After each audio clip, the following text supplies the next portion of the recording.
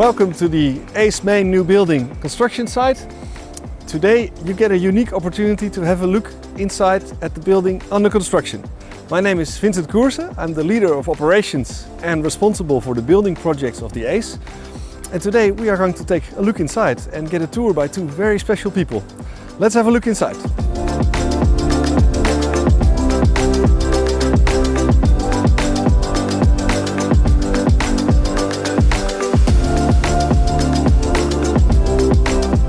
Hello, hi.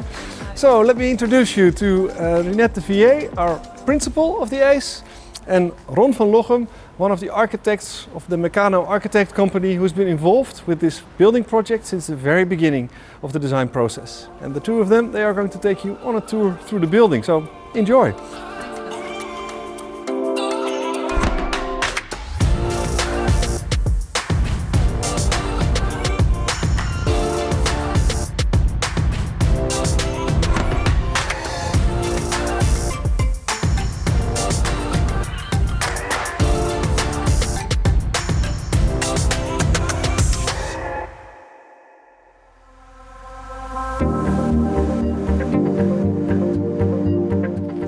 So Ron, how do you go about designing a building such as this for a school such as ours?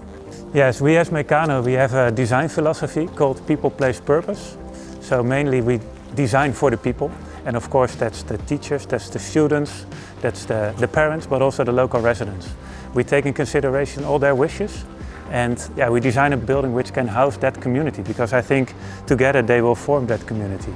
The second one, place. Of course, we are here in Amsterdam South, actually on the border between city and big volumes, big buildings, towards smaller buildings, the smaller houses. So you can gradually see the building stepping down towards the smaller scale. It's almost hard and soft, right? Actually, it is, yes. We have this formal side, which contains a lot of brickwork, and we have the informal side, which later on will contain green facade, which is very soft and indeed. Friendlier to the neighbors. Also, yeah. So it's really facing city and facing neighbors.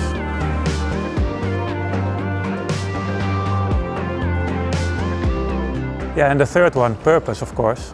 We design a school building, and I think we designed this together with you and together with even the students. We had diversity of workshops in which we defined the classroom size and also all the multifunctional spaces. And I think at this moment we are literally at the heart of the building. So you enter the building and you see this, well, now it's of course a building site, but later on this will be the location where everybody will meet, the assembly hall with all its nice chairs and the big scale and the big volume. Well, let's go and have a look. Okay, so Rinette, when entering the building you saw the assembly hall, and now actually we are in the heart of the primary school department, you can say. And now we see this double height space over here. Can you tell me a little bit about this? Because this is called the aula for the primary school. Why is there a second aula? Yes, it's not so usual. Well, in the first place, it's of course unusual to have primary and secondary in one building, and this is a school from 4 to 18. But in this room, there will be presentations, there will be activities, and it is a room that has to give the students a feeling that they are performing, but it also has to be a room where parents have access. So that is why it's so close to the front. Okay, yeah. So I think also that double height glass facade that you can actually see there facing the assembly hall and the entrance mainly. Yeah, I can completely imagine parents being part of what's happening in this way, visually part, but also having physical access to the building.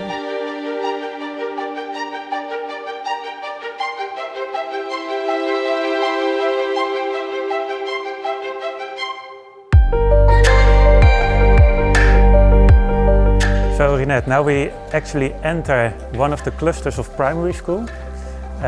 During the workshops with the teachers, we found out that actually the current classrooms are quite big, and that might sound surprising, but during these workshops we found out that actually the small instruction spaces together with a very big open shared workspace is the way to go.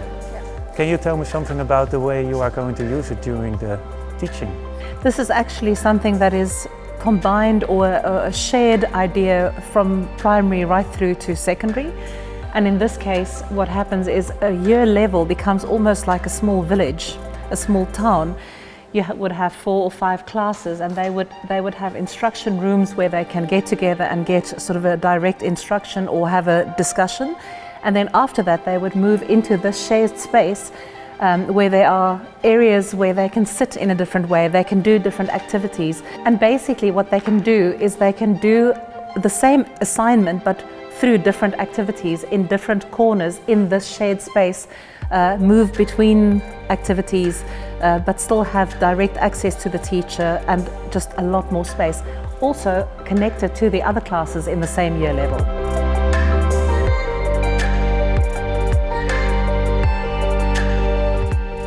So now we enter a very special corner. It's the World Coffee Corner, and it's part of a very special program, I guess, because this is not commonly found in a school. Can you tell me how it will be used in the future? No, it's really special. I think for me it's maybe one of the most special places in the school, because this is the place where the community comes together. It is a place where parents can book it in the evening so that they can do workshops, they can have language lessons, get together. It is a place where staff members can just take a break, come and have a cup of coffee. It is also a school library at the same time. But what is really nice about it and really interesting is that it is a place where our neighbours can come into the school.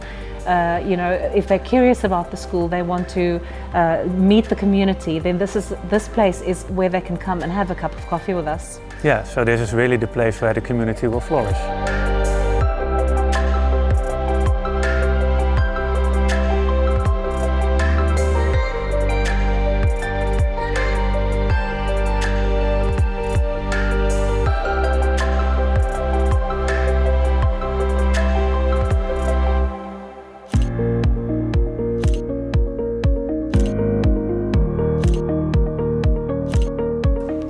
So Ron, we're here in the atrium of the school. What is the idea behind the staircases and the bridges that you can almost see here? Yeah, well, the idea is that the secondary school students that will travel through the school from classroom to classroom, from activity to activity, they will pass this atrium during the day. And it's really designed as an inquiry route. So an interesting route, which is also showcasing a lot of activities behind this atrium wall, the wooden wall, with all these big windows inside, showing, for example, the adventure hall or the black box theater. It's a bit like Harry Potter. It is, actually. Moving staircases, not quite yet. Yeah, we didn't use that as a reference, but it's comparable. Cool.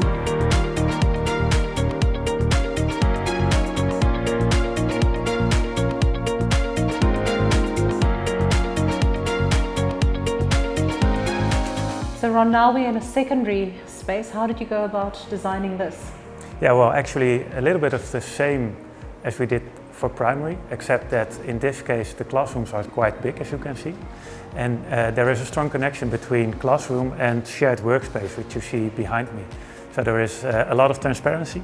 Of course, now there is no glass in the window frames. And most importantly, I think, also the fact that you can still access the roof. So there will be a strong inside and outside connection also. Because here students can actually go outside onto their own patio that is connected to their shared workspace. Exactly, yeah.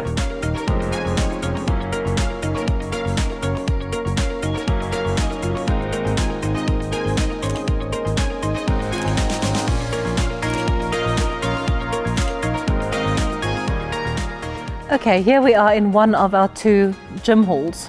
Also a very impressive space, if you ask me. You can imagine all the natural daylight during sports, and also that preparation of the basketball nets. You can see it already on the wall, so you have a feeling of skill in this space. I can already see our students enjoying the space tremendously.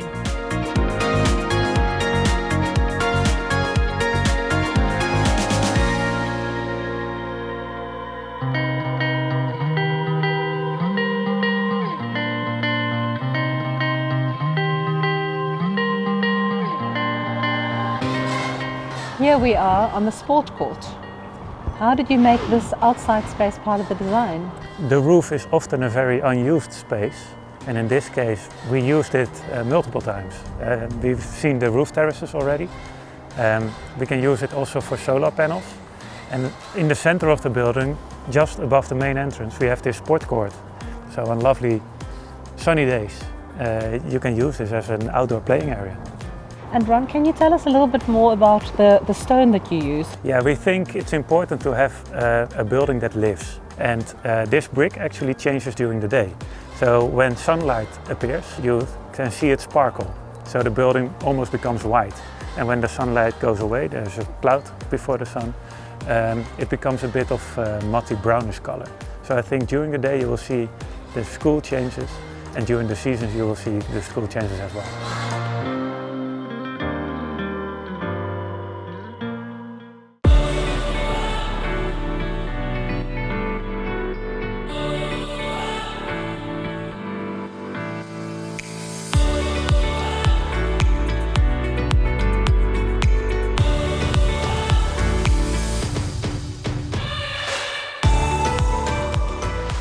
Okay, so we are on the 4th floor now. Actually, we are walking through the shared workspace of the science cluster, containing a lot of classrooms.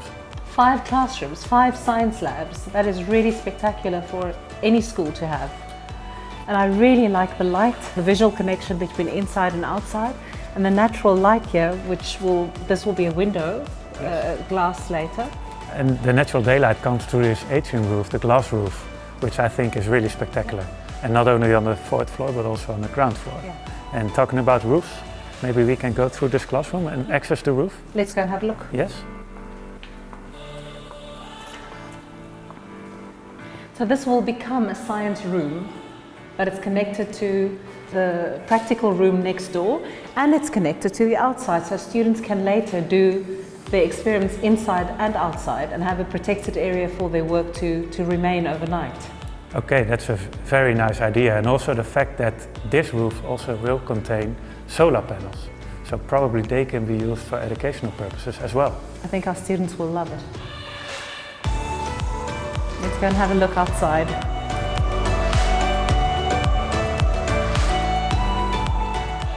Hey, there's Vincent. Hey Rinette, hi Ron. Hey Rinette, how did you enjoy the tour of the building? It was fantastic to see and to hear through Ron's voice and eyes how this all came about, and actually I can't wait to move in. Yeah, we are all super excited at the AICS, of course, to move into this building, and we're really proud of what we are achieving over here. Looking forward to it. I hope that you also enjoyed this tour of our great new building, and we are looking forward to welcoming you into the finished building in January of 2022. Hope to see you then. Bye bye.